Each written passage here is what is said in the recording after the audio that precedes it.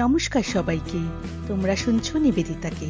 প্রায়শই আমরা ভবিষ্যতে আগত সমস্যার কথা ভেবে ভেবে চিন্তিত হয়ে পড়ি, আর এই চিন্তাই আমাদেরকে খুশিতে থাকতে দেয় না। পরিস্থিতিকে হঠাৎ করে বদলে ফেলা যায় না, আর প্রবলেম জীবনের একটা পার্ট, এটাকে আমাদের গ্রহণ করতেই হবে। কিন্তু এক্ষেত্রে এমন কি করা যায় যাতে সকল সমস্যা ও পরিস্থিতিকে আমরা খুশিতে থাকতে পারি? আমাদের ব্যাস কিছু অভ্যেসকে জীবনের অংশ করে নিতে হবে। সব থেকে আগে নিজেকে বুঝতে হবে আর নিজের ভাবনাকে নিয়ন্ত্রণ করতে শিখতে হবে। তা সে যে কোনো কাজ হোক না কেন, সেটা একটা প্ল্যান করে করো। এতে অনাবশ্যক চিন্তা থেকে বাঁচবে।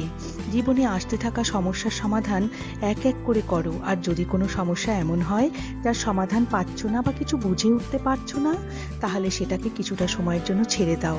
নিজের সময়কে সঠিকভাবে ইউটিলাইজ করে চলো।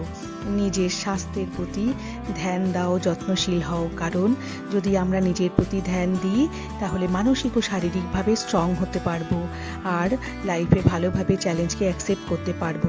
সিচুয়েশন যাই হোক না কেন, চটজলদি কোনো প্রতিক্রিয়া নয়, সিদ্ধান্তও নেওয়া যাবে না। অনেক সময় আমরা আবেগের বশে তাড়িত হয়ে ভাবনা চিন্তা না করে প্রতিক্রিয়া দিয়ে দিই, আর পরিস্থিতিকে আরও জটিল করে তুলি।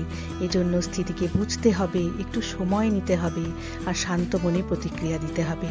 এ সকল বিষয়কে গ্রহণ করে তুমি জটিল পরিস্থিতিতে শান্ত থাকতে পারো আর নিজেকে চিন্তামুক্ত রাখতে পারো। Thank you.